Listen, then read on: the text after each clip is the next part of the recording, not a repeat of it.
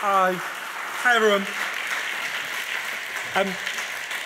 Before I start, I just have to confess something which is a bit awkward, which is I've only worn this kind of microphone once before in a slightly weird circumstance. I had to give the TED talk that John referred to. And as the technician was putting it on me that time, I said to him, you know, if you make me wear this, I am going to feel like Madonna. And he looked at me really intensely and he said, you should always feel like Madonna. So I'm trying to inhabit my full Madonna. If there are any 19-year-old Cuban dancers in the audience, be afraid. Sorry, that was a bit of a slur on Madonna, actually. I want to start with that. I also want to just apologize for something else, which is that it's a bit like a stress stream being told, okay, they're going to fill the Conway Hall with people and we want you to come out and talk about your most painful feelings to them. So all I need now for stress stream is to look down and realize I'm not wearing any trousers. I'm not even going to look. So I might be a little bit less slick than I normally am, and I apologize. These are difficult things to talk about. All the time I was researching this book, I kept thinking about something that happened to me, and I didn't understand why. It'll seem like an irrelevant thing at first. I was researching another book around the same time, the time I started doing this, which I've not written yet, actually. And I was in Vietnam. And one day, by the side of the road in Hanoi, I bought an apple from a seller. I'm really bad at haggling, so I paid like $5 for an apple. And I went back to the hotel room. It's called the very charming Hanoi Hotel, and it was very charming. And I ate it, and as I was so tired, and as I ate it, it tasted like the way, you remember those post-nuclear war films like Threads? It was what I imagined when I was a kid that food would taste like then, right? But I was so lazy and tired, I ate about half it and then threw it away. Anyway, you can guess what happened next. I was like volcanically sick for like 3 days. I was lying there in front of CNN. And on the 4th day, I said to my fixer, Johann, look, I've only got this limited amount of time in Vietnam. I've got to go and meet the people I was going to interview. Just take me. So I had to meet survivors of the war, of the American invasion of Vietnam. And we drove all the way out there. It was about 5 hours into the countryside. And we were interviewing an old woman who was the only person with her children to survive from her whole village, the war. And I can picture her really clearly. She was in I think she was late 80s. She had like stained red lips from chewing something. She moved around on a plank.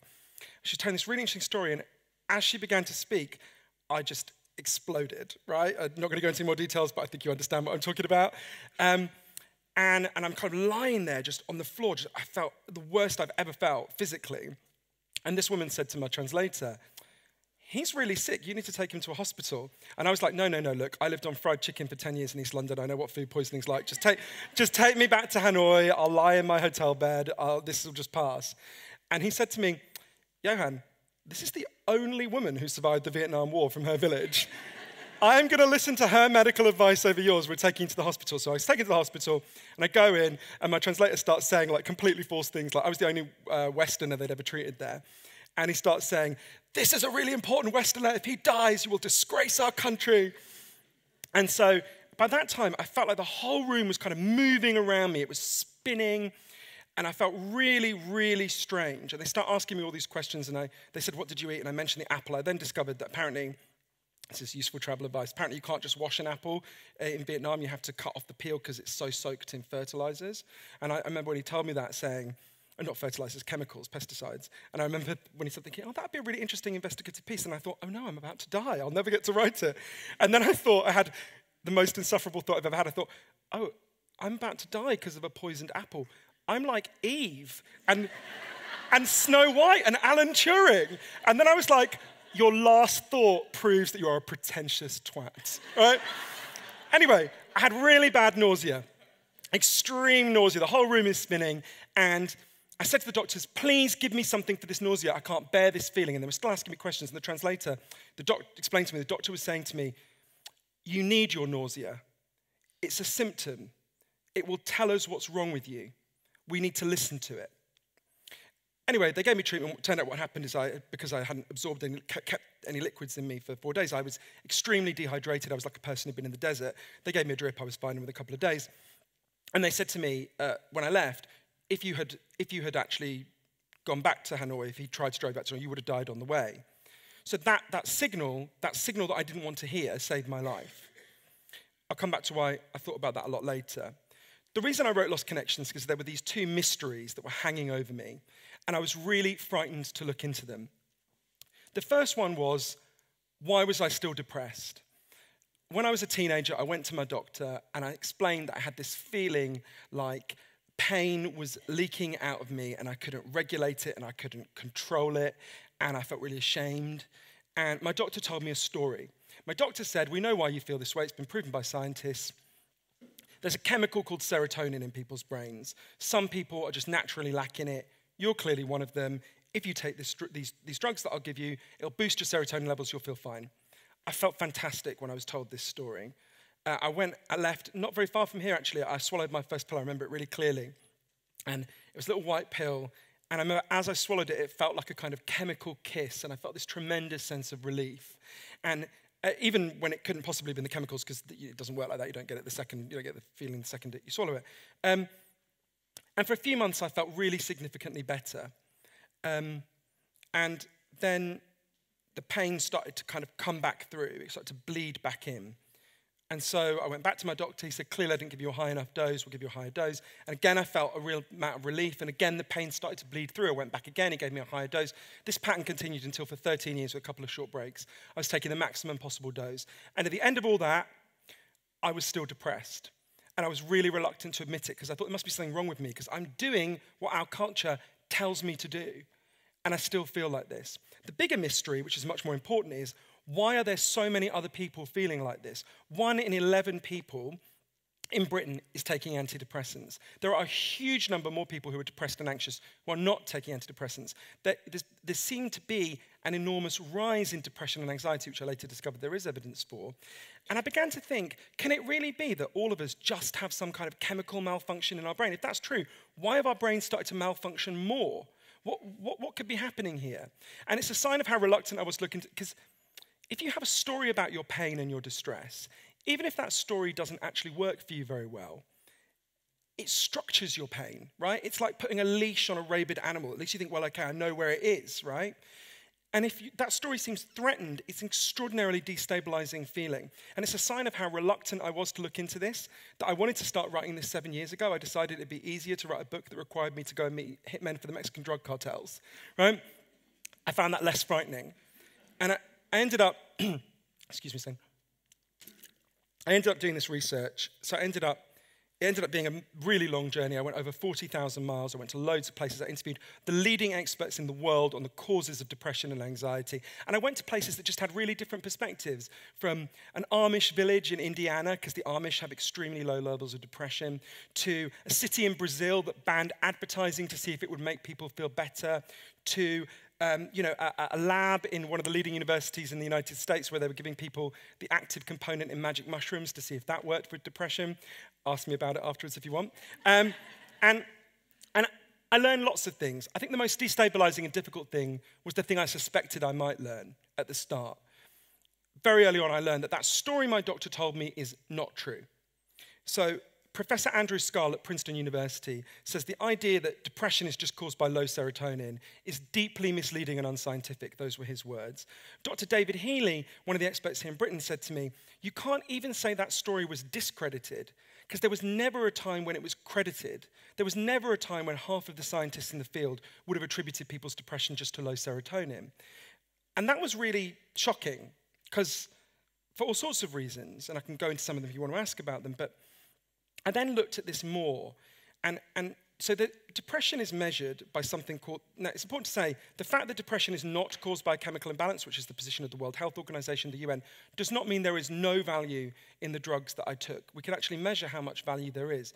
Depression is measured by something called the Hamilton scale. I've always felt slightly sorry for whoever Hamilton was, because that's all he's remembered by, how much misery people have. But so the Hamilton scale goes from 0, where you'd basically just taken a tab of E, to 51, where you'd be profoundly suicidal.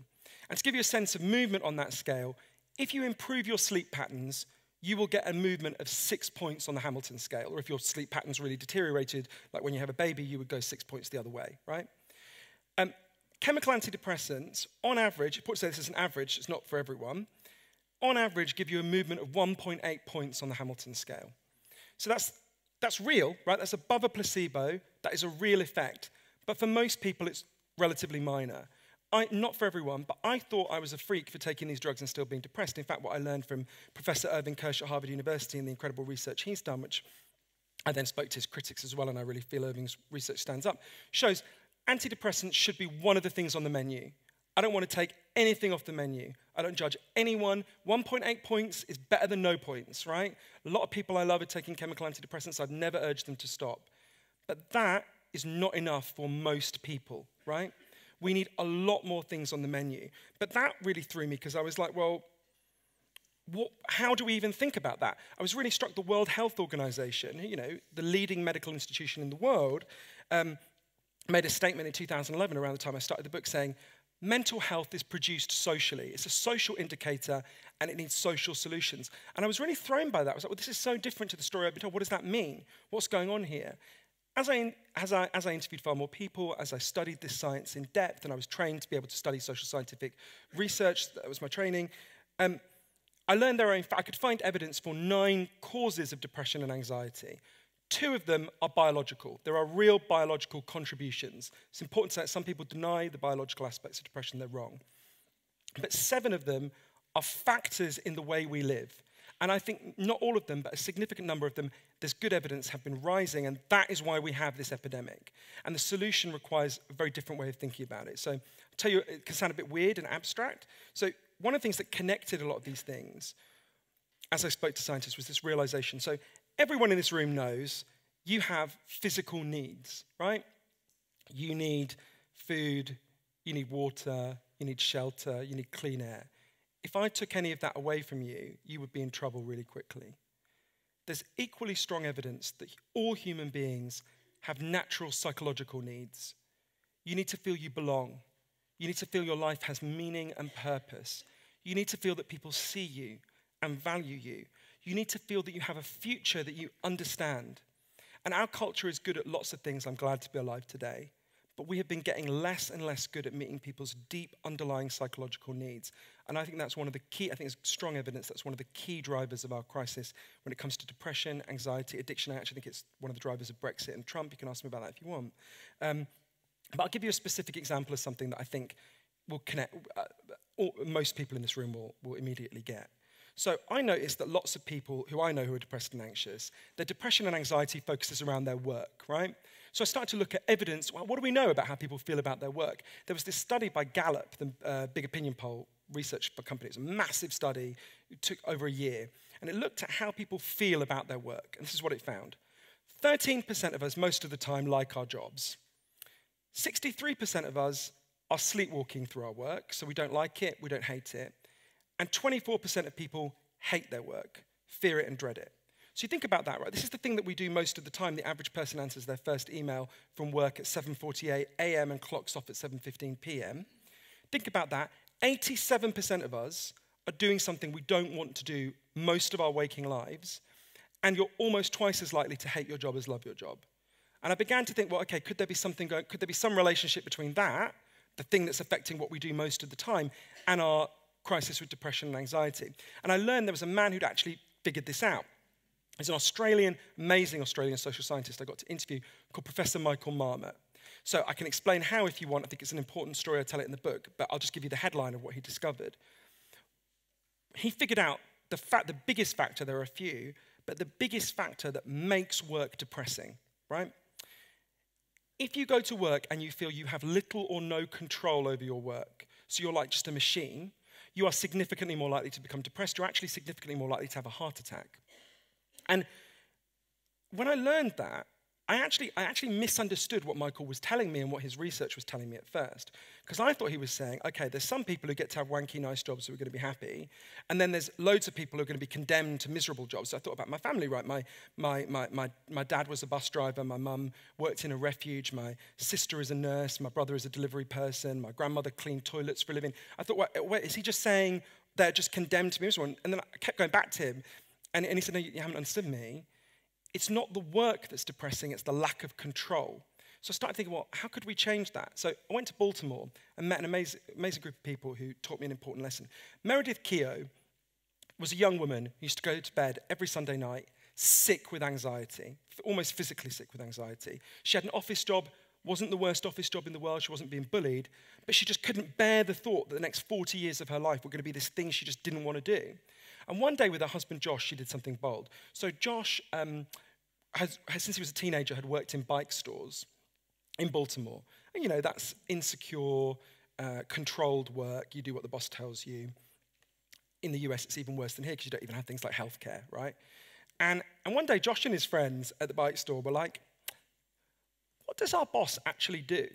Right? They liked their boss. He wasn't an awful person. But they were like, we fix all the bikes. So they had this idea to set up a bike store that would run differently. So instead of having a boss, it's a democratic cooperative. It's called Baltimore Bicycle Works. It's a democratic cooperative. They take all the big decisions together by voting. They share out the good tasks and the shitty tasks. They share the profits, obviously. And one of the things that fascinated me going to Baltimore Bicycle Works, which totally fitted with Professor Michael Marmot's findings, is how many of them said that in their previous work they had been depressed and anxious, but in this new way of working, their depression, they still have bad days, their depression and anxiety had largely gone away. Now, it's important to say, it's not like they quit their job fixing bikes and went to be like Beyonce's backing singers, right? They fixed bikes before they fixed bikes now. What changed? It's the factor that causes depression. It's the control. And as Josh said to me, after reading a lot of Noam Chomsky, that there's no reason why any business should be run like this, and this is causing so much depression, right? Apart from anything else, businesses that are more democratic, according to a study by Cornell University, grow 4 times faster, partly because the workers are so much more motivated, so it's not even efficient. But more importantly, why shouldn't every corporation be a democratic cooperative? Imagine if every one of you tomorrow knew you were going into a workplace where you, with everyone around you, set the decisions and priorities, where the boss was accountable to you, so if there was something making you depressed, and a particular task that you could be shared among everyone else, where you elected your boss if they're big enough that you had to have a boss. Think about how transformative that would be for people's mental health. Now, I would argue that is an antidepressant. Anything that reduces depression should be regarded as an antidepressant, and that is one of them. I think it's one of the big ones, although I looked at many others. And one of the things that helped me to think about this was I went to interview this South African psychiatrist called Derek Summerfield, who's an amazing man. And Derek happened to be in Cambodia in the early part of this century when chemical antidepressants were first introduced there. And the Cambodian doctors didn't know what they were, right? Because they hadn't heard of them. And they said to him, what are they? And Derek explained, and they said, oh, we don't need them. We've got antidepressants. And Derek said, what do you mean? And they said, oh, well, they told him a story. There was a farmer in their community who one day had stood on a landmine in the rice fields left over by the American invasion, and his leg was blown off. And they gave him an artificial limb, and he went back to work in the rice fields, but apparently it's really painful to work underwater with an artificial limb, and I'm imagining it was pretty traumatic because, obviously he'd been blown up there. And he just became acutely depressed, classic depression. And they said to Derek, so we gave him an antidepressant. He said, what did you do? They said, well, we went and we sat with him and we listened to him. And we saw, I'm paraphrasing, we saw what his problem was. We saw that his pain made sense. And we figured if we bought him a cow, he doesn't have to go into the water and he doesn't have to go to this place where he's traumatized. He could become a dairy farmer. So we bought him a cow, and within a few weeks his depression went away. Now, if you've been raised to think about depression the way we have, if you've been trained by your doctors the way I was to think about it, that sounds like you're taking the piss, right? A cow is an antidepressant. What are you talking about? But what those Cambodian doctors understood absolutely intuitively is what the World Health Organization has shown, what so many of the scientists I met have shown, which is that our pain and our distress makes sense. It's a response to our needs not being met. And if you want to deal with that, the most effective way to deal with that is to meet people's deep underlying needs. So I'll give you an example of someone very close to here who did this. Another wonderful person I got to know, Dr. Sam Everington, co-runs a doctor's surgery called the Bromley by Bow Centre. It's in East London. It's near where I used to live. And although sadly he was never my doctor. So Sam was really uncomfortable. Loads of people were coming to him with depression and anxiety. And he would listen to their stories and he'd see they were really lonely. They were really cut off from the things that make life meaningful. And his training had told him, even though he knew the science was more sophisticated than this, tell them they've got a chemical imbalance, drug them, the end, right? Later, they'd also add a little bit of CBT, cognitive behavioral therapy, to the menu, but not then, not when Sam started doing this. And Sam, like me, is not opposed to chemical antidepressants. He does prescribe them. If I was a doctor, I would too.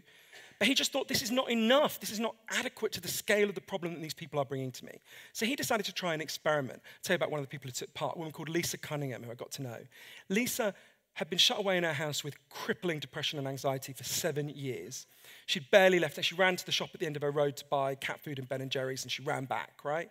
And she went to see, I can't remember if it was Sam or one of his colleagues, and they said to her, okay, we're going to keep giving you the drugs, don't worry. We're also going to prescribe for you to take part in a group. Behind the doctor's surgery backed onto a park, but between the surgery and the park, there was a patch of land that they called Dog Shit Alley, which gives you a sense of what it was like. And they said to Lisa and to her friends, to a group, not her friends, sorry, other depressed people who later became her friends, what we want is for you guys to meet a couple of times a week. We'll come along and support you, and we want you just to turn this into something beautiful. First time she went to the meeting, Lisa was physically sick with anxiety. So were a lot of the other people in the group. But they persisted. They literally put their fingers in the soil. They knew nothing about gardening. They were from East London, right? Oh, sorry, I got a hiss there, sorry. East London gardeners are now going to turn on me. But they started to teach themselves gardening. And they had something to talk about that wasn't how shit they felt. And they started to listen to each other's problems. One of the other people in the group was sleeping on the bus, the night bus. Lisa was outraged. She started phoning the council to get him a flat. She got him a flat. She was so proud of herself. It was the first thing she'd done for someone else in years. That was more powerful to her than any self-reflection. And the way Lisa and lots of the other people in the group put it is, as the garden began to bloom, they began to bloom. There was a study in Norway that found it moved people more than twice as much on the Hamilton scale as chemical antidepressants. Why? Similar program in Norway. Why? I think because it deals with the reasons, some of the reasons why they were depressed in the first place. It's the lesson of the cow applied to our world. Now, there's lots of other lessons of the cow. I can come to them, but I want to just talk quickly about, it would be easy for me to talk about the causes of depression and anxiety I learned about that I found easiest to think about, like loneliness, like being disconnected from the future. I can explain that later if you want. But I thought I would force myself to talk about the two that I found most challenging because they played out in my life. So we all know that junk food has taken over our diets and made us physically sick, right? And believe me, I know this better than most people. What I learned is that a similar thing has happened with our minds, that a kind of junk values have taken over our minds and are making us mentally sick. And I learned this from a man called Professor Tim Kasser and this incredible body of research that he started and then has been picked up by lots of other scientists. So for thousands of years, philosophers have said, if you think life is all about money and status and showing off, you're going to feel like shit, right? That's not an exact quote from Confucius, but that's the gist of it, right? But weirdly, no one had ever scientifically investigated this until Professor Kasser started about 25 years ago. He wanted to figure out, actually, how does what we value affect how we feel? So he knew he didn't figure this bit out, it had been already established. To put it crudely, there are two kinds of ways that we can motivate ourselves to do something. This is playing out in every one of us, right? So imagine if you play the piano, which I can't do, but imagine you play the piano. If you play the piano in the morning because you love playing the piano, the experience gives you pleasure and joy, that's an intrinsic reason to play the piano. You're not getting anything out of it, you're not doing it to get something else, you're doing it because you want to do that thing. Okay, now imagine you play the piano because your parents really want you to be like a piano maestro, or to impress a man, I don't know, maybe some piano fetishist or something. Or maybe you play it in a bar, in a dive bar that you don't like to pay the rent. That would be an extrinsic reason to play the piano, right? You're not doing it for the thing itself, you're doing it to get something else out of the experience. And it turns out we're all a mixture of intrinsic and extrinsic values, right? And we change throughout our lives. But what Professor Kasser proved, and I can explain how if you want, it's an interesting story, is the more you think life is about extrinsic values, the more you think it's about money and status and showing off and looking good externally, the more you will become depressed and anxious. It's quite a powerful effect that's now been established with depression, I think it was 22 studies, and with anxiety, 12 studies internationally have shown this effect, right? And Professor Kasser has gone through many reasons why. I'll just give you a few. One is, living extrinsically doesn't meet your needs. What you need is to feel connected and to feel that you have meaningful relationships. So I'll give you an example. It's going to sound like a cheap point, but I don't think it is. Melania, it's an extreme example, but Melania Trump a few years ago, before she was First Lady, went to give a speech at NYU, I can't imagine why, and someone in the audience asked her, would you have married Donald Trump if he wasn't rich? And she said, do you think he would have married me if I wasn't beautiful?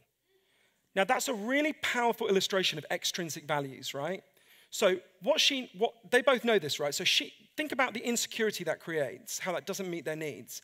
So it's not, you say to your partner, I love you because you're you, and whatever happens, I love you, I value you, I enjoy your company. What Melania Trump knows is if she gets fat, and what Donald Trump knows is if he stops being rich, It's over, right? Think about the insecurity that creates in a relationship. Extrinsic values make us all more insecure and anxious for those reasons. If you think that people around you value you because of some external thing you've done, not because they just like you being around, you're going to be more depressed and anxious. There's lots of other reasons why these extrinsic values, these junk values, make us feel so bad, but that's just one example. And one of the things that's happened is that as a culture, we have become much more driven by extrinsic values. And there's a little experiment that I think tells you how that works. So, this wasn't done by Professor Kasser, this was done by someone else in 1978. You get a bunch of 5-year-olds, and you get them all in a little sandbox, and you divide them into 2 groups. The first group is shown 2 adverts for a particular toy, whatever the 1978 equivalent of Dora the Explorer or whatever was. And just 2 adverts, takes a couple of minutes. Second group isn't shown any adverts. Then they say to all the kids, okay, kids, you've got a choice now. You could either play with a really nice boy who doesn't have the toy in the advert, or you can play with a boy who's really not nice, who's got the toy. The kids who've seen the advert choose the nasty boy. The kids who haven't seen the advert choose the nice boy. Just 2 adverts primed those kids to choose an inanimate lump of plastic over kindness and connection, right? Think about Melania Trump again, right?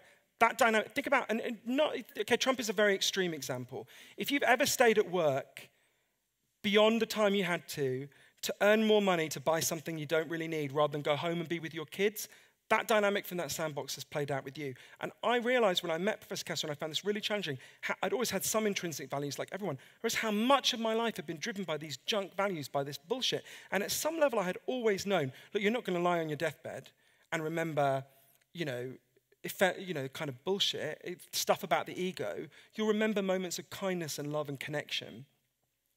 But as Professor Kasser put it to me, our whole culture is geared towards getting us to neglect those insights, towards getting us to forget that and live by junk values. More 18-month-old children recognize the McDonald's M than know their own surname. We are immersed in this message from the moment we're born. And he talked about, and Professor Kasser then discovered these amazing ways to kind of deprogram that, which I'm happy to talk about in the book. Ask me about it if you want to know.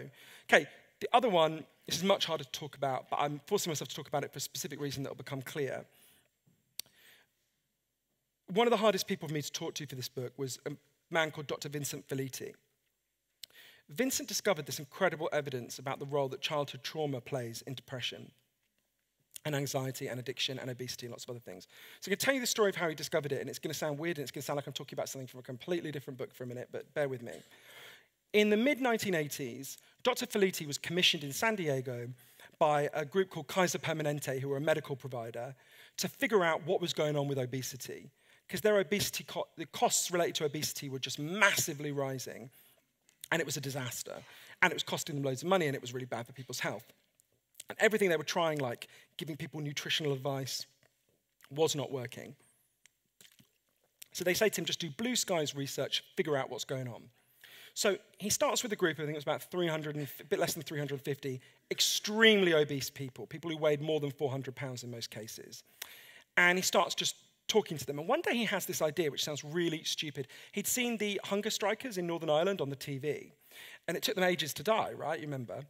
And he suddenly thought, if really obese people just stopped eating, and we monitored them and we gave them nutritional supplements, would they just lose loads of weight? So with loads of medical supervision, they started doing this. And the incredible thing was, it worked. Turns out, if you're 400 pounds and you just stop eating and you're given all sorts of nutritional supplements, you will in fact get down to a normal weight. And they celebrated, and then something they didn't expect happened.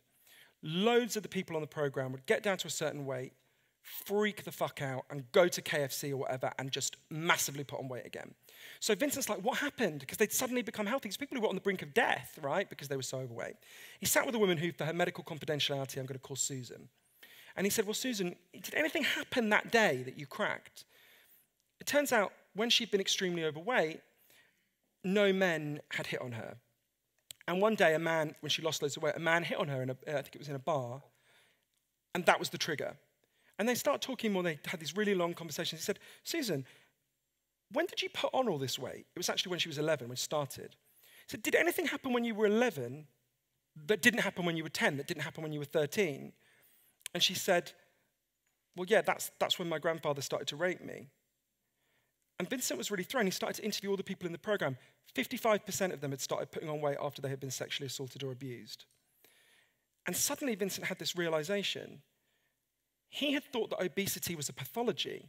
It was a misunderstanding. Suddenly he realized it actually had a perfectly understandable, rational, psychological role. It was their way of protecting themselves from sexual attention. As one of the women put it to him, overweight is overlooked, and that's what I need to be. So Vincent obviously wanted to do much more. He's a really good scientist. He wanted to do much more research about this. So he commissioned this study. Everyone who came for healthcare to Kaiser Permanente over the next year, I think it was a year, was given a questionnaire. It didn't matter whether you came in with migraines, headache, broken leg, schizophrenia, anything. And it just asked about 2 sets of 10 questions. First question was, did any of these bad things happen to you when you were a kid? Things like sexual abuse, severe neglect, that kind of thing. And then it said, have you had any of these problems as an adult?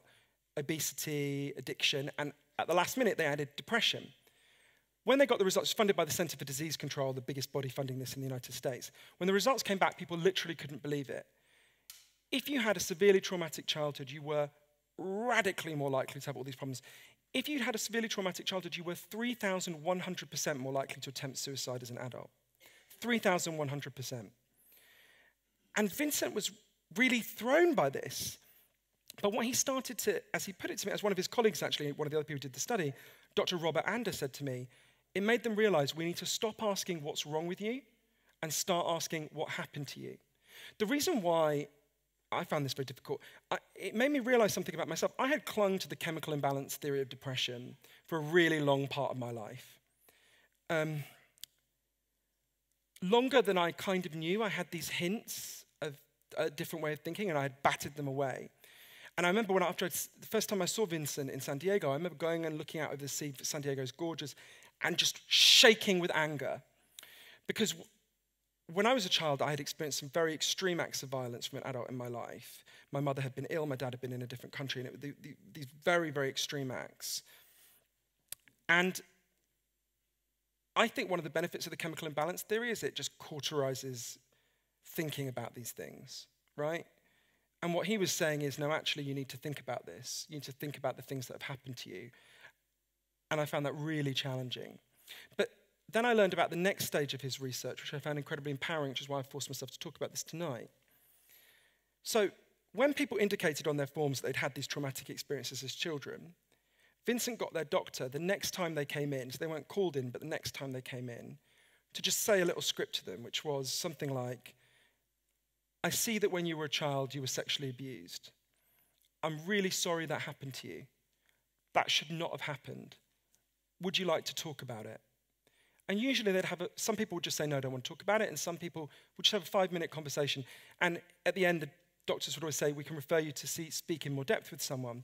What Vincent found is the release of shame involved in that, in seeing that an authority figure didn't judge you, in fact said that should never have happened, that in itself reduced depression and other problems by 35%. And the people who went to a therapist were less likely to come back with depression problems by 50%. That tells you something. Now again, that release of shame is an antidepressant, right? That's a really powerful antidepressant.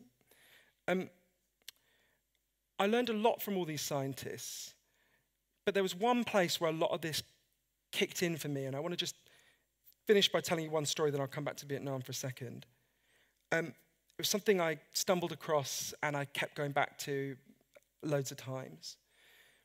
In the summer of 2011, on a big anonymous council estate in Berlin, a woman called Nuria Cengiz, who lived on the ground floor, put a sign in her window, and it said something like, I've been given my eviction notice from my flat, so next Thursday I'm going to kill myself. This was like a lot of council estates in Britain. People didn't really know each other, very anonymous, very atomized, lots of people taking antidepressants, lots of people who were also depressed and anxious who weren't taking the drugs. And it's a slightly weird area. I should just explain where this council estate is. So if you look at a map of the Berlin Wall, when it was thrown up in 1961, they obviously threw it up quite quickly. This was the bit of West Berlin that jutted into East Berlin like a tooth. So it was like the front line. If the Soviets had invaded, it would have been the first place they took. So no one really wanted to live there for the whole time the war was there, except for recent Muslim immigrants from Turkey, like Nuria, who put the sign in her window, gay people, and punks. And these three groups had always kind of looked at each other with like bemusement, right? No one knew Nuria on this estate, hardly anyone. They started to knock on her door. They said, "Can we help you?" She said, "No, I don't want any help. Fuck off." And lots of people on that estate were really pissed off because when the wall came down, this thing that had been the worst place in Berlin, the Tooth, was suddenly like prime real estate in the middle of Berlin. So rents had been rising all over Berlin, but they were particularly rising in Kotti, this area. And a couple of people started chatting. This was actually, you might remember, the summer of Tahrir Square, kind of loads of uprisings all over the world. They'd seen Tahrir Square. A couple of people in the estate said, "You know, there's this big thoroughfare that runs into the center of Berlin, into Mitte, that goes through Kotti." They said, if we just blocked the road for the day, a load of us, and we wheel Nuria out, and we stand there, and we protest, probably we'll get some media, probably the media will come and film it, Nuria will, and they'll probably let Nuria stay. And it might bring a bit of attention to the fact our rents are so high. So they did it, and they wheeled Nuria out, and Nuria was like, "Well, I'm going to kill myself anyway, I may as well do this." And they stood there for a day, and Nuria was completely bemused that these people came and stood with her. She said to me, they just thought I was a stupid old woman in a hijab and a wheelchair. And she stood there, and the media did come, and there were news reports, and at the end of the day, the police said, "Okay, you've had your fun, take it down." And the people there said, "Hang on a minute, you haven't told Nuria she gets to stay, and actually, we want our rent frozen, so no, we're not going to take it down." But they knew that when they left this kind of impromptu barricade they built, the police would just come. So Tanya, who lived in the block, so I should explain, Tanya is one of my favorite people there. She wears tiny little miniskirts in Berlin winters, which is hardcore. She's a punk, she's just an amazing person. And Tanya happened to have in her flat what they called a klaxon. So she brought it down and she said, "Okay, what we're going to do, we'll draw up a timetable, we're going to man this barricade, and when the police come to take it down, if they do, let off this klaxon and we'll all come down and stop them," right? So people who didn't know each other, who would never have spoken to each other, start signing up to man the barricade at Kotti. Nuria was paired with Tanya. Nuria, like I say, is a 63-year-old woman, at the time a 63-year-old woman in a wheelchair and a hijab, very religious Muslim. Tanya is not a very religious Muslim. And the first few nights they were there, Tanya sat there on a laptop. It was super awkward. But as they did the night shift and as time went on, they began to talk to each other and they discovered something about what they had in common. They had both run away to Kotti. They had both been stranded there with young children. Nuria had come from a village in Turkey, and she came with her kids and she was there to raise money to send for her husband. And then once she'd been there for a while, she actually got news that her husband had died. So she was suddenly stranded in Kotti with these kids, working every hour she could. She told Tanya something she'd never told anyone. She'd always said to people that her husband had died of a heart attack.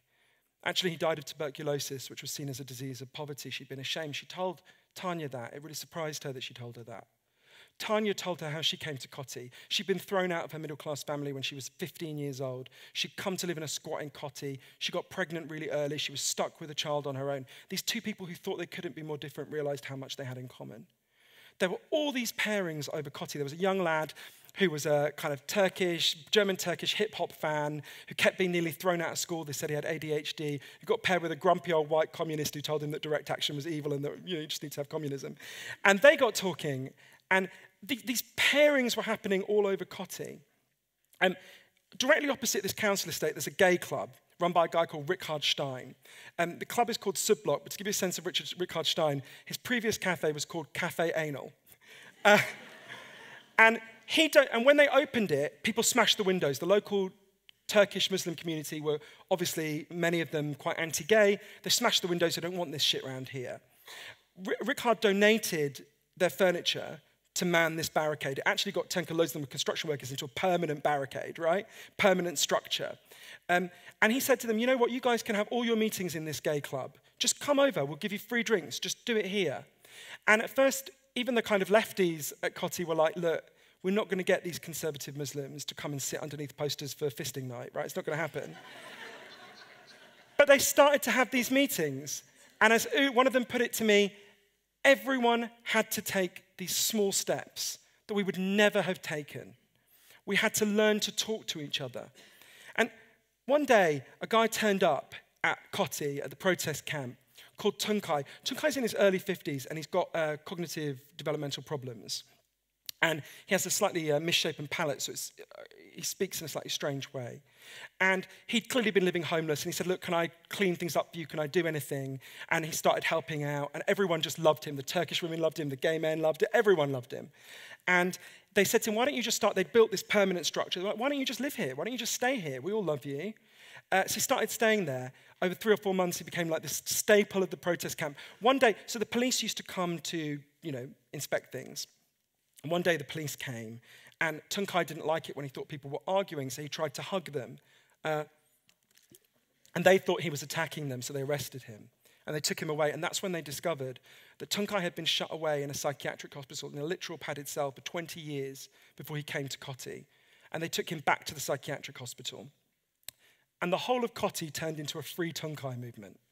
They descended on this psychiatric hospital, and these psychiatrists were completely bemused that a bunch of Muslims, gays, and punks were demanding the release of this guy they'd kept in a padded room for 20 years.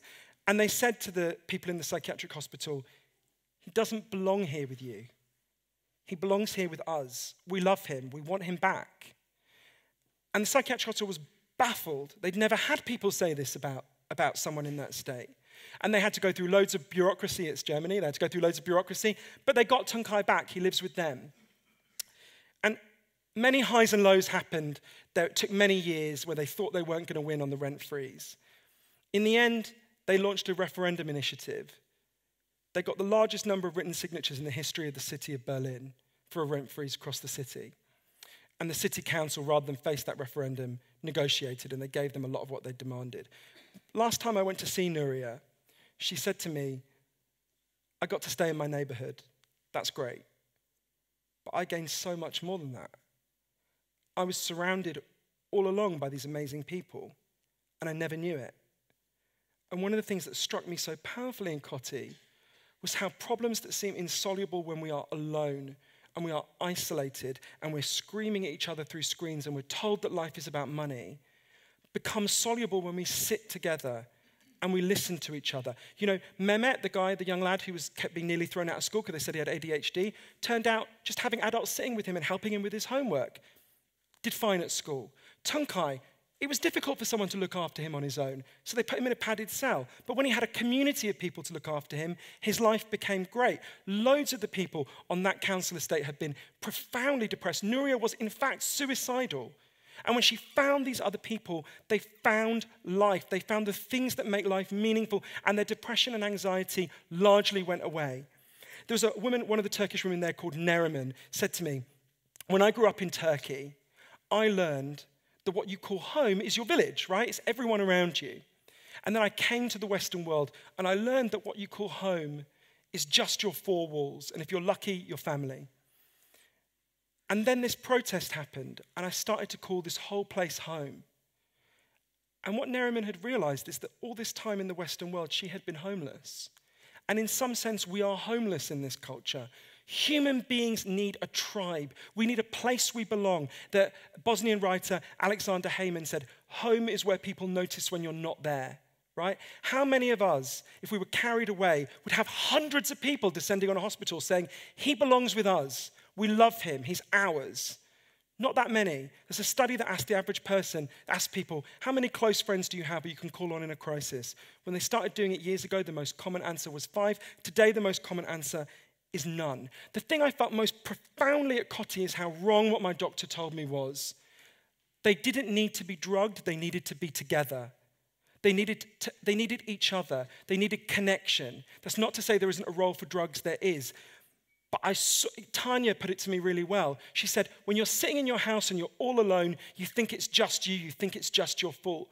But if you come out of your corner fighting, you feel strong again. You see that it's not just you, it's everyone around you. If you get on the tube going home, you are surrounded by other depressed and anxious people. What we need to do is build a home with them that meets our needs. Until we do that, we are going to carry on having a very serious depression and anxiety crisis. And that just brings me back to the thing that I learned. I realized in Koti why I had kept thinking about Vietnam. So what that doctor had said to me, you might remember, is you need your nausea. It's a sign, it's telling us something, right? We need to listen to the nausea. What we've done with depression up to now, most of the time, not everyone, not all the time, What my doctor basically said is, you're depressed because you are broken, right? And it's just a malfunction. What I realized is depression is in fact a function. You know, I spend a lot of my time in the US, and one thing that totally baffles me in the US is the existence of perfectly normal people who will give you indigestion pills, right?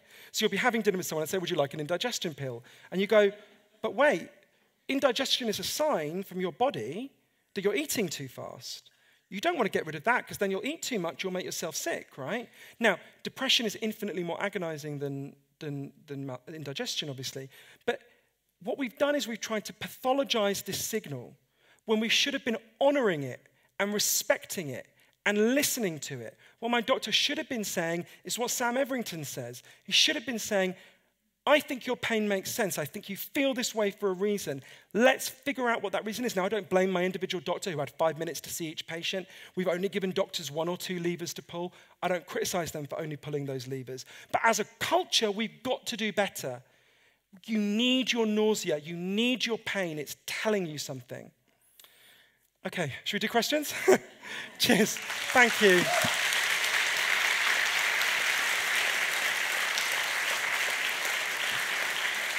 Hi. Thank you. Cheers. So that is, thanks very much. Thanks. There's a nice person with a microphone here who, I'm going to try to do alternate women and men. So I'll go with women first to compensate for the patriarchy. So there's I know it's not much compensation, I apologize. Hello, hi. You're not getting equal pay, so you may as well settle for this. Sorry, yeah, joking. Yeah. Sorry. It's not really a question, it's Hi. just a thank you, actually. I was supposed to come with a couple of friends tonight. They couldn't come, they were too anxious. Oh. Which is, you know, which is hard, really, because I've been supporting one of those friends since she was 15 and I'm 46. The thing that I think, which I just really want to say, is this has come at such a valuable time. I'm now a mum. I have a daughter who's 13 in a couple of weeks. She's at a grammar school, and every day that she goes to that grammar school, she's told, as they all are told, you're brilliant. I work as a consultant. I specialise in the future of work. I know that they are going to fall off a cliff at some point soon, and it really, really, really upsets me. To your point about work and how many people are struggling at work because we have so much identity from work. So really, I'm just saying, do you know what? It must have been hard for you to stand up there, say all that stuff, write the book, go on that journey, but it's really important that you've done this, and big love to you. Oh, thank you very much. Appreciate that. Yeah, thank you so much. I really appreciate that. Thank you. I defer to the microphone person because I feel that you have better judgment than me. So there's a man. Oh, right, great. Hello. Are you a man? No. Sadly okay. not. Patriarchy, sorry. we can compensate. I can't actually see you, so that's not an insult. Sorry. Hi, generic person of any gender. Hi. I was just wondering if we could take you up on your offer to expand on the connection between rise in anxiety and depression and Brexit and Trump. Yeah. So... Okay, I want to stress this is going beyond the science, right? The things I said up to now are backed up by these people. This is my instinct. I had this experience. So in the run-up to the presidential election, I was in Cleveland in Ohio, key swing state, with these people who were trying to get out the vote. I don't know if anyone's been to Cleveland. It's like Detroit without the poetry of the ruins. It's shocking, right? Completely deindustrialized in most places, shocking state. And I was on this long street, and it was one of those streets where like a third of the houses had been demolished, a third were abandoned, and a third had people living in them literally behind barbed wire. And we were knocking on these doors with this amazing guy, Dave Fleischer, who's the head of canvassing for the LGBT Centre. And this woman answered the door who, to look at her, genuinely, I would have guessed she was 60. I actually discovered from talking to her she was the same age as me. And she was very articulate, she was quite intelligent, she was incredibly angry, and she was full of rage, determined not to vote, and she made this verbal slip. She meant to say, she talked about what the area used to be like, and she meant to say when I was young. What she actually said is when I was alive. And it really knocked me back. And, you know, trying to talk to this woman about, you know, you'll get better tax credit if Hillary Clinton wins. She just was like, look at my fucking street. Look at my life. This woman's psychological needs were totally unmet as far as I could tell. She was terrified. And you know, I see a lot of people like that. My sister, my brilliant nephew who I love is in the audience, who lives near Blackpool in one of the heart of the Brexit area, although he did not vote for Brexit, which I'm very proud of. It's one of the many reasons why I'm very proud of him. But you know, I see it when I go there, right? People who, and what we've got to stop doing is saying that people like them are thick or stupid or insulting them. Like my dad voted for Brexit, right? And you know, I have many disagreements with my dad. Also, my dad is a European immigrant, which makes it particularly irritating. But but you know, he's not thick, right? He's mental, yes, but not thick. But you know, Trump voters are not thick, and a lot of them aren't racist. Actually, a lot of them have really deep unmet psychological needs, and you know, if we just pathologize them. If your life is just not meeting your needs, I can well understand why you vote for the guy who says, burn the fucking house down, right? Now, I don't agree with it. Obviously, I don't agree with it. I think it's an unbelievable catastrophe. The fact that Hillary Clinton has been so nice about my book tells you something about my politics. But, you know, we've got to understand what's going on. A culture where people do not have their needs met. Because very often you get people go, well, it's a paradox because the economy is growing and yet people are angry. And you think, yeah, but do you know anyone who measures their success in life exclusively by the economy? I mean, it's a bizarre, it's almost like an autism we have culturally, that we can't see that we don't live like that. That's a completely bizarre way to think about life, right? But you get perfectly sensible people, like liberal policy wonks, people on our side. I'm guessing most of you, actually, it could be from any political perspective, but sorry, I made a wrong assumption there, but the people on my side who will just be baffled and go, but things are going well. And you're like, by what metrics, mate? If you've got no friends, if you can't picture the future, things are not going well for you. Anyway, I'll try to give a shorter answer to the next one. Sorry, I defer to. Hi. Hi. Thanks. Yeah, stand up. Wow. Okay. Great. Hi. Hi. Thank you very much. I recently interviewed a researcher from Imperial from the psychedelic research group. They're doing some fantastic and interesting things with compounds that have typically been stigmatized. In the wake of the war on drugs. But they seem to show fantastic promise in alleviating the symptoms of a lot of these conditions. And in particular, it's not just about escaping for a few hours, but this idea of altered traits rather than just altered states. I wonder if you could elaborate a bit on your experience and how we might reduce stigma and help to explore those as potential therapeutic options in the future. I'm really glad you asked about this because I did loads of research on it in this chapter in the book and no one has asked me about it so far, so you are a hero. So I was really interested in this. So I went to this debate about whether psychedelic drugs like LSD or magic mushrooms, as they're somewhat pejoratively known, whether they can have an effect with things like depression. So I went to interview the scientists who've been doing the reawakened. So there was a lot of research on this until the mid-60s, and then Nixon shut it all down, and it's reawakened in the last 6-7 years. So I went to interview the teams at UCLA in Los Angeles, NYU, at Johns Hopkins in Baltimore, in Oslo, and in Sao Paulo, and here in London at UCL. And what they discovered is really fascinating, but I think it tells us something that wider, because most people here are not going to want to take psychedelic drugs. I think it tells you something really interesting that goes much beyond psychedelics. So, I'll give you an example. Johns Hopkins, one of the most prestigious universities in the US, took people who were really chronic long-term smokers, like my mother. They didn't literally take my mother, but my mother, there's a photo of me and my mother where she is breastfeeding me, smoking, and resting the ashtray on my stomach. And when I showed her that photo, she said, "You were a fucking difficult baby. I needed that cigarette." I was speaking to her the other day, and we mentioned, I can't remember why I mentioned Grenfell Tower, and she said, and I said to her, "Oh, you know, my earliest memory is actually, political memory is the King's Cross fire." She said to me, "That was the worst day of my life." And I was like, "Oh, Mum, did you know someone who died?" And she said, "No, that's the day they banned smoking on the tube." Anyway, really long-term chronic smokers like my mother, and people who tried everything. And they gave them, I think it was across 6 months, 3 or 4 doses of psilocybin, the active component in magic mushrooms. 80% of them stopped smoking. And they were like, whoa, what's going on here? So they did lots of further research, and they found something really interesting. So it appears that psilocybin has a significant effect in these early trials, say they're early and small trials, with depression, addiction. There's a fascinating guy in Alabama who's doing a cocaine study on this, and depression. The main depression research has been here in London by Robin Carhart-Harris and David Nutt, who are heroes and friends of mine. But there's a subset of this that is really interesting. So at first I thought, oh wait, does it like flick a chemical switch in your head? Is it like what we were told about, Prozac years ago? It isn't. What they found is when you take psilocybin, most people, not everyone, have what's basically a spiritual experience. You feel intensely connected to the people around you, to the natural world.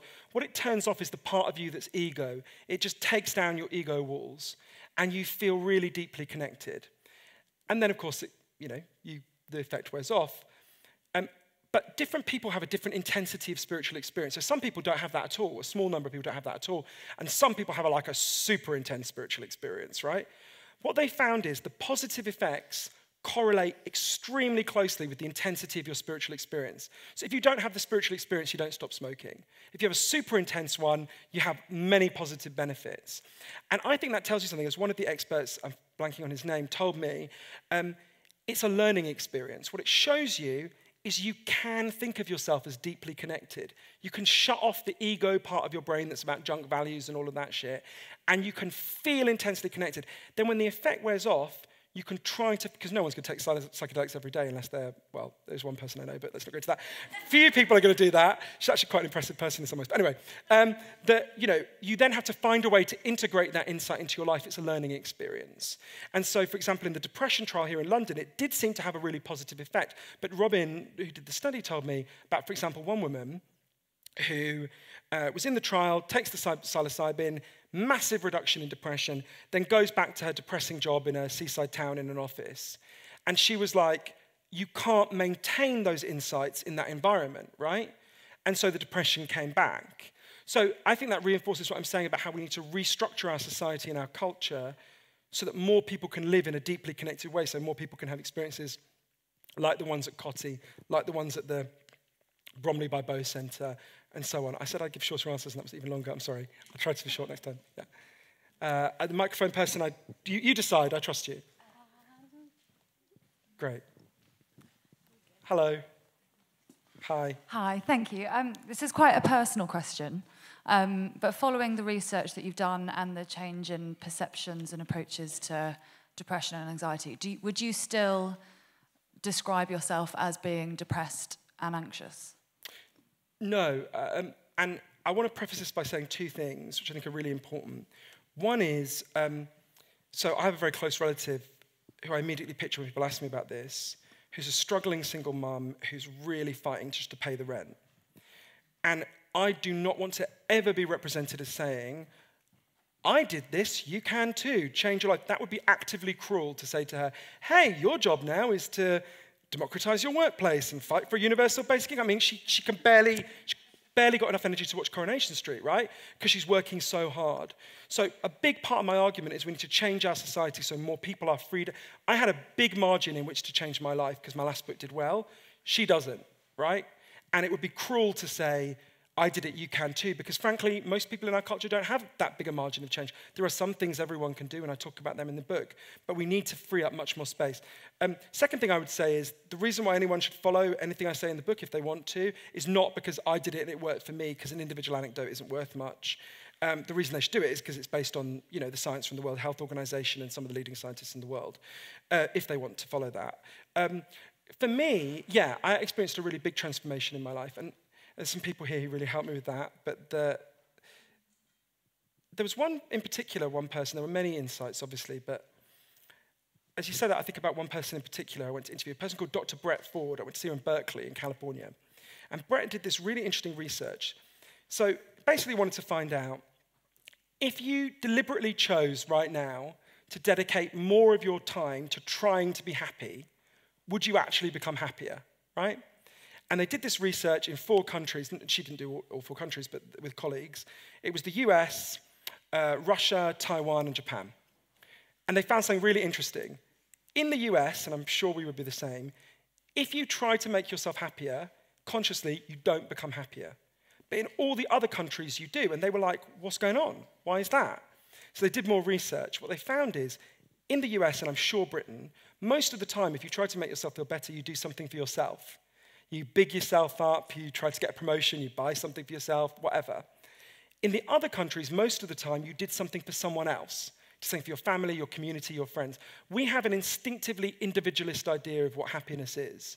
and they have an instinctively collectivist idea of what happiness is. I actually think what I saw at Coty in Berlin was a transition from an individualist vision of happiness to a collectivist vision of happiness.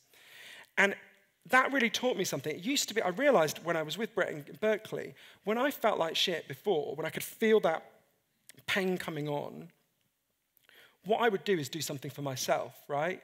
Not every time, but most of the time I would big myself up in some way. And it didn't work. I realize now it was actually like pulling yourself into quicksand. Now, I can't say I do it every time, but what I try to make myself do is force myself to do something for someone else. And you know, it's not like you have to turn up with a, you know, like Oprah with a BMW for them. Just turn up, I don't know why that came into my head. Just turning up and listening to people and being present with them. So few people are heard in our culture. So few people feel that anyone sees them. Just turning up and being present and leaving your fucking phone at home and listening to them and being like, oh, that's really interesting what you said. Tell me more. That is the most precious gift you can give, just the gift of presence. And I've been very lucky to have people who did that with me. And so I think that the many things improved my mental health. But I think that was one of the key ones, kind of moving away from that, bigging myself up to trying to be present with other people and trying to just do more stuff for other people. Thanks. Okay, who is the next? I can't really see very well, but I always feel like I should do a little, you know, like the holding tunes when you know, like sing Angels by Robbie Williams or something. But hi. Hello. You saved me from having to sing Angels. Oh, thanks. Hello, Johann. Hi. So, bear with me. In Stylist magazine today, there was an entire article, my Oracle Stylist magazine, on robots. And one of them was, you know, we're all going to be cared for by robots when we're old and infirm, and we'll have meaningful relationships there. And linked to that is the idea of work and robots, and what I think I've read about universal basic income. Can you talk a little bit about society's approach to this idea of value and purpose if the AI and robots revolution that is coming upon us very quickly, and how you think that might affect depression and anxiety levels? It's a really good and important question. I spoke to the leading expert in the world on this, who was totally fascinating. I'm glad you asked this. So just for people who don't know, I guess most people do, robots are coming for your job. That's the headline, right? I think the figure is 1 million people in Britain make a living through driving. 10 years from now, we're going to have automated cars. Those jobs are gone, right? So in a society like ours, that is a profound threat because you know, your status, your income is entirely tied towards the market economy, or you know, some obviously state services as well. And there's an experiment that I think showed us, and this is another factor driving Brexit, Trump, and all of that, the growing insecurity, the movement towards insecure work, which is horrendous. It's an experiment that showed us, I think, how to deal with this and tells us something really important about depression. In the 1970s, the Canadian government, apparently at random, I can't find out how they made a choice, it genuinely seems like they put a pin in a map, chose a town called Dauphin. Anyone knows Canada? It's 4 hours out of Winnipeg, it's in Manitoba. And they said to a really big group of people in this town, okay guys, we've got something for you. From now on, in monthly installments, we're going to give you the equivalent of £15,000 in today's money a year. And there's nothing you have to do for it, and there's nothing you can do that means we'll take it away from you. It's just yours as right, because we want you to have a good life. Really interesting experiment, right? It's called universal basic income. They wanted to see what would happen. And it was studied in great detail by this amazing woman called Dr. Evelyn Forget. Loads of things happened. People spent longer studying. People spent more time with their kids. People said no. Very few, I think virtually nobody gave up work. But a lot of people said no to shitty jobs, so work employment standards had to improve. But the biggest thing that happened was a really big fall in depression and anxiety. Mood disorders that were so severe that people had to be hospitalized fell by 9% in just 3 years. An astonishing fall, much more successful than anywhere where you introduce any drug. And again, Dr. Forget said to me, that's an antidepressant, right? It's not something you swallow, but it's an antidepressant. People who have an income from property are 10 times less likely to be depressed and anxious than people who don't. Go figure, right? It's not rocket science. Anyway, the reason this relates to robotization is going to gut enormous numbers of jobs, including middle-class jobs. I don't think robots are going to write books anytime soon, so I'm a bit smug, but who knows? But a lot of jobs, right? And actually, in a film, it would like go 20 years later, and there would be a robot standing here with like, my new book is so good. Anyway, so if we continue with the economy structured the way it is, that's going to be a catastrophe for people's mental health. There's all this research that shows your mental health is very closely tied to your vision of the future. If you feel, I can explain that if anyone wants to ask about it, but if you, because it's a longer story, but if you feel you have no picture of the future, or your picture of the future is disrupted, you're actually much more likely to commit suicide, never mind just become depressed. So, if we carry on the way we are, this will cause a further mental health catastrophe. If we have a universal basic income, it really cushions the blow. As President Obama said towards the end of his office, his term in office, this is the best way to deal with the uncertainties that lie ahead due to automation and all of those things. So I think you're totally right to ask about that. And robotization should be an incredible gift.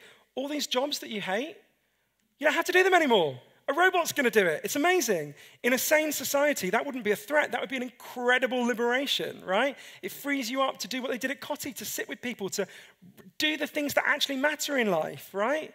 But because of the way we structured our society, it won't be experienced that way unless we change and fight for it. Okay, who's the next? Great, hi, thanks. Hello. Hi. Sorry. Thank you. Joe, thank you so much. I had a question. Do you think, you basically said you're coming from a disadvantaged background with a lot of trauma. What happened for you to decide to change it in your life? What was the trigger? And my more broad question is, growth coming from crisis, or can it come from virtue? Say that last bit again, sorry, I didn't.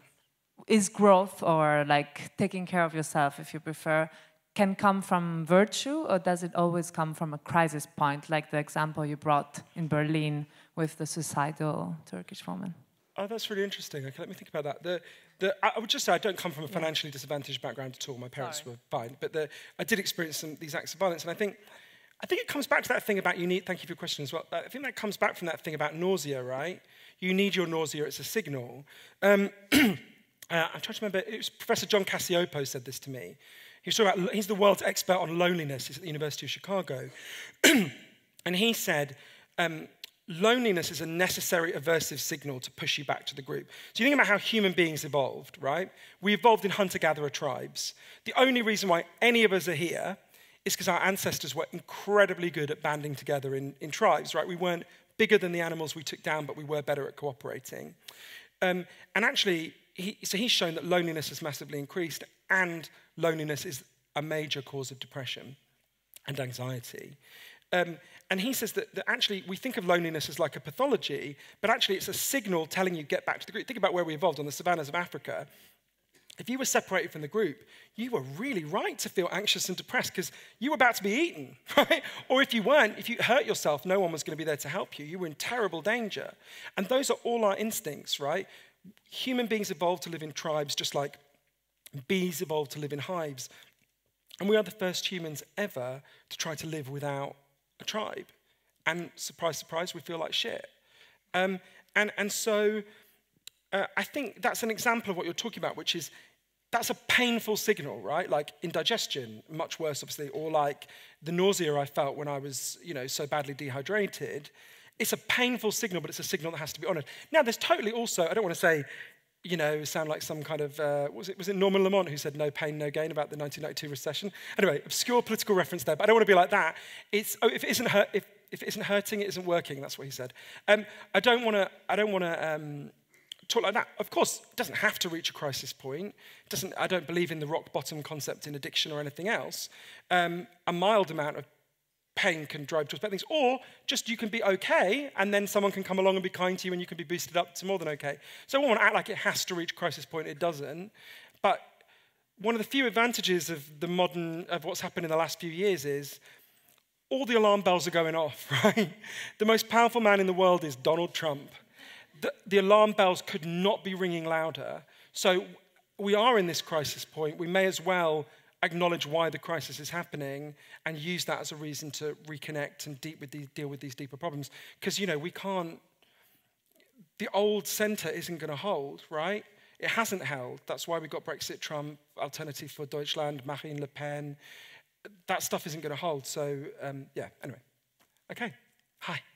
Ah, I'm being pointed to the balcony. Yeah, I feel like you are like heaven and you are hell. Do you know what I mean? People up here look more cheerful as well. Sorry. Well, I want to thank you for your work. My name's Jeff, and I'm actually here from Miami. This is my brother. He lives in London. Hi. And I don't know if you can see the shirt. It actually is inspired by your TED Talk and your earlier book, Chasing the Scream. It says, the opposite of addiction is not sobriety, but rather human connection. And I really like how you extended this theme into this newer book, and I look forward to reading it. And I think you sort of touched on it, but my question is, one of the things I've thought of recently is this term self-care has become really big. And you know, if you have any thoughts about that, about how that sort of speaks to our way of dealing with happiness or depression, and so forth. Yeah, you just reminded me of something happened to me, which was, so I gave this, my last book and TED Talk was partly about this experiment called Rat Park, which is about addiction, this thing about rats. And I was on a tram in San Francisco, and this guy was sitting opposite me, and he was an incredibly good-looking man, and he was staring at me. I was like, oh, it's amazing, great. So I was kind of smiling back, and as I was about, and then like, but he didn't say anything, and I thought, well, this is a bit weird. So I was about to get off the tram, and he said to me, Captain, he said, you? And I said, yes, and he said, addicted rats, yes? And hugged me. So anyway, your T-shirt made me think of that.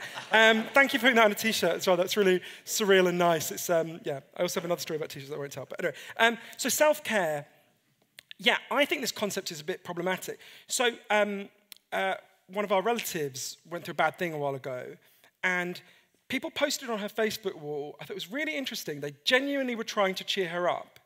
And they posted, I never forget this, it was a meme that said something like, the only person who can help you is you. Love you, babe, right? But you think about how deep this individualism is, right? So we see someone's down, we say, you've got to engage in self-care, which we often take to mean you've got to go away and look after yourself, right? Think about even the deepest cliches, how deep this individualism goes. Be you, be yourself. That's the most banal thing you can say to someone in our culture. Even your shampoo bottle says, because you're worth it. But the key thing I learned is, no, don't be you. Don't be yourself. Don't engage in self-care. Be us. Be the group, right? Look after everyone else. The best way you can look after yourself is to look after everyone else, right? Actually, this individualism is crippling. It correlates very closely with depression. It makes us feel terrible. It's not the species we are. So, yeah, I'm really against this idea of self-care, as you can tell. Okay, great. Sure, so I take two at the same time I'm being indicated, and I always obey. Hi. Hi, thank you. I have a quick question. You touched on politics quite a few times, and I was just wondering, what's the starting point with politics? How do we shift society when a lot of the things that you've been talking about is engaging on an individual level? So how do you encourage the whole of society to shift from the top down? That's a really good question. And I can't see the next... Oh, great, hi. Great, hello. Hi. I think all of these lessons are incredibly valuable to us at any stage of life, but if we want to have the maximum benefit from the learning that you and other people are giving to this, then we really need to incorporate it into our educational system. How do you see that as happening when the curriculum really makes no provision for any kind of learning of this sort? Great. Okay, so I'll do the first one. So in terms of change, one of the reasons why I am in my bones optimistic about this is because I've lived through a change as big as the one I'm advocating. I'm gay. I recently showed not this nephew, but one of my other nephews, who's 17, the things that were on the front page of the Sun newspaper when I was the age he is now about gay people. And he literally couldn't believe it. He said, did someone call the police? Today, if the most bonkers UKIP local councillor tweeted what used to be on the front page of the Sun, they would have to resign that within hours, right? So, and we're not talking about a small thing, we're talking about 2,000 years of millennia, sorry, 2,000 years of homophobia that fell so fast. And, you know, because of and how did it happen? happened because of an incredibly brave generation of gay men and women, mostly in a generation above mine, who appealed to good-hearted heterosexual people all around them and appealed to their goodness and decency. And in a way, I think this should be easier than that in one sense, in that, you know, gay people are a very small minority. The number of people who are being made to feel like shit by controlled work, by loneliness, by all the facts I'm talking about, that's most of us, right? That's not, now, obviously not everyone becomes depressed, but on the continuum, I think it's diminishing the lives of almost everyone, these factors. And so I think it begins with, I think part of it, one of the things, another thing I learned at Cottee, in one sense, the struggle is the solution. In the act of coming together and saying, you know, what we've been offered isn't good enough, it's not meeting our needs, in that act alone, you find each other. And that in itself is a healing thing. That mirrors the kind of alternative we want, where we live in a more connected way. So I would say the gay rights movement, the gay equality movement, I tell a story in the book of a friend of mine, a wonderful person called Andrew Sullivan. So in 1994, Andrew was diagnosed as HIV positive when that was a death sentence. His best friend Patrick died not long afterwards.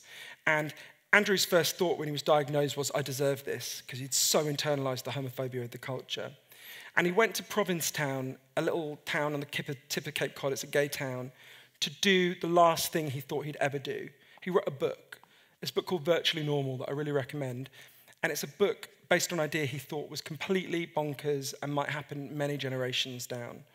It was the first book to ever argue for gay marriage. And whenever I get really depressed about this, and I think, fuck, this is a really big fight, right? I try to imagine going back in time and saying to Andrew, okay, Andrew, 25 years from now, good news, you're going to be alive.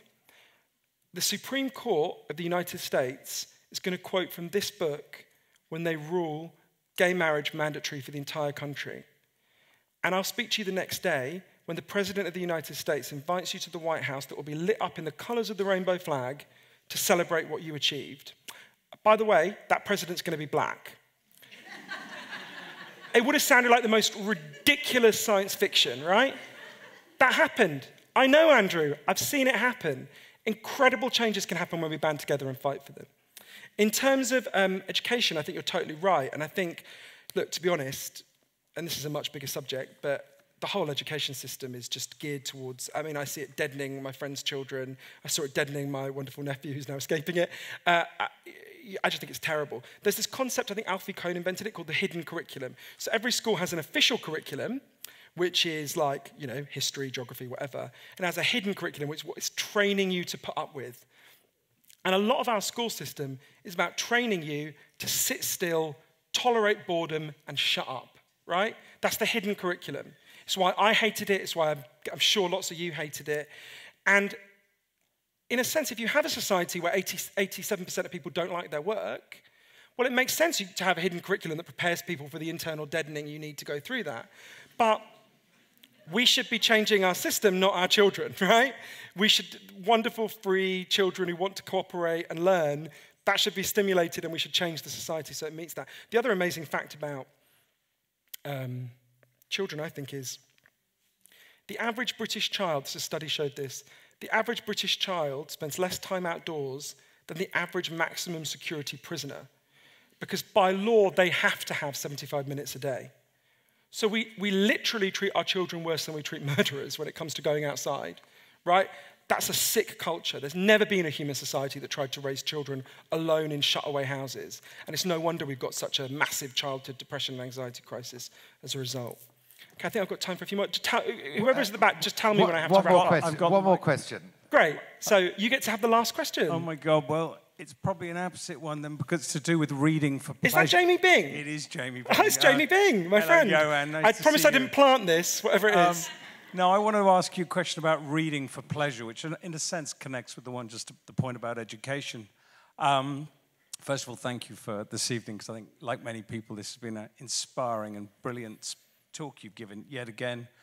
And I'm a publisher, so I have a vested interest in people reading for pleasure, but there's been a lot of, and you've got a vested interest as someone who writes books for people for reading for pleasure, but I wanted to talk about what reading for pleasure can do, and it does tie into these ideas of connection and the sense of community. And one of the people we publish is Matt Haig, whose book Reasons to Stay Alive was also about dealing with depression. And the thing that medication did nothing for him, quite the opposite. It kind of aggravated the problems. And he talks in the book about it was how returning to books from his childhood and rereading for pleasure, these old books, were the things that made him start to reconnect and get out of himself and do many of the things that have chimed with some of the things you've talked about today. And I was thinking also about another woman, Olivia Lang, who wrote this book, The Lonely City, about adventures in the art of being alone, and how art, not just reading, but art was the way that she started reconnecting with people outside of herself and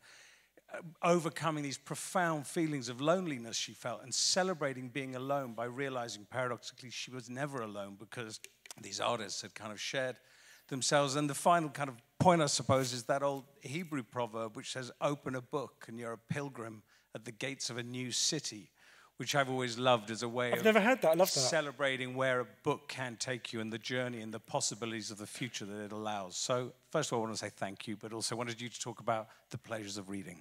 Oh, that's a great question. It makes me think about something else that I wanted to talk about and get a chance to touch on, which is very related. I should just say Jamie is a brilliant publisher, but also Matt's book is amazing. And Olivia Lang, I don't know her, but she's a wonderful writer, and I loved her most recent book, The Lonely City. So there's this interesting debate about how the technologies, and reading books is a technology, how the technologies we use shape our consciousness. So, for example, in the early 18th century, it was very common for people to go and witness public torture. By the early 19th century, it's almost completely gone. And now, when ISIS do it, we rightly regard it as the worst thing in the world, right? Public torture. So there's a debate about, well, what happened, right? Steven Pinker writes about this really well in his book, The Better Angels. And one of the debates is that people started to read. And read books became much more widespread. And one of the things that books do is give you a sense of the interiority of other human beings. They hone your consciousness. What is this other person's mind like? Now, contrast that with another technology that some of you are doing right now and other people are, and we're all, including me, become obsessed with, which is social media and the internet. I mentioned how that affects our consciousness and how that affects depression and anxiety. So to understand this, I went to the first ever rehab center for internet addicts in the United States, not as a patient, as a journalist. Actually, I arrived there. It's in Washington State. It's in the woods. I had to confess, this makes me such a twat. I turned up, and literally, I got out of the car, I looked at my phone, I realized I didn't have any mobile phone reception. I was really annoyed. I was like, wait, it's a rehab center for people like you. But what was so fascinating there is looking at, so both how that technology is, so Dr. Hilary Cash, who runs it, who's an amazing person, I talked to her a lot, and so I think there's several things going on there about the courseling, which is a real contrast to books, right? So partly, I don't want to blame it all on the technology. So one thing that's worth remembering is the moment the internet arrives in human history, right? It's the late 90s, the early 2000s. Loads of the forms of disconnection that I'm talking about were already massively in place. We'd already had a huge collapse in social connections. We'd already had a huge increase in junk values, all of those things. But what happens is the internet appears, and it looks a lot like the thing we've lost. Online connections look like connections. Facebook friends look like friends. Status updates look a bit like the status you've lost. But actually, I began to think that, in a way, the relationship between social media and social life is like the relationship between pornography and sex. Like, porn will meet a certain basic itch. I'm not against it, right? But if your whole sex life was looking at porn, you're going to be really frustrated all the time because your deeper needs are not being met, right? No one, after an hour looking at porn, feels satisfied and held the way that you do after you have sex if it goes right? So I had a memory that I won't talk about. And so I think there's partly what's going on is we've turned to this technology because it seems like the thing we've lost, but it's actually a parody of the thing we've lost. As Hilary said to me, what you need is face-to-face connection. You could have watched me on YouTube tonight. If you had, you wouldn't feel like we'd really talked to each other. It's not that it has no value. I look at YouTube all the time, but it wouldn't have the same value. But I also think once you're in that mode, it coarsens the whole way you talk and think, right? If you think about how you read, when you read a book, if you read Olivia's book or Matt's book or great books like them, you develop a deep, complex, and nuanced consciousness. You follow argument and linear argument. You're engaging with another mind in a deep way. If you read my book, I'd like to think you've got some access to my mind. If you scroll through my Twitter feed, you would not, right? Or you get a very fragmented, jangly, we wouldn't be connecting in anything like the same way. And I think the transition from reading books to much more domination by these, much more time spent on these platforms is a bit of a disaster for the way we think. It's coarsened our consciousness, it's lowered our empathy, and it's made us more depressed and anxious. So I think I think it's one of the reasons why it's so inciting. Book sales are up, right? I think we can feel the lack. People can feel it. My nephew's a teenager. He quit Facebook, right? He reads a lot more. So I really think that you're totally right. And I mean, obviously, I have a slightly vested interest in promoting books, but I do think the scientific evidence is there as well, and everyone should read some of Jamie's books. Well, thank you all very much for coming. I will now sign. I should just say, everybody clap. I'll just say one thing. I have to. They tell me off if I don't say this. I will sign books, babies, faces. I'll just tell you about a weird thing that happened to me very quickly. When I was in Baltimore at a book signing, a woman came up to me and she said, "I want you to write a message to someone." I said, "Sure." She said, "Will you write, 'Dear Stephen, it's over, I never loved you anyway'?" And I was like, no. So anyone who wants me to write anything more sane than that, I will do it. I'll be out there in like 5 minutes. Cheers, everyone. Thank you. Thanks very much. Thanks. Thank you.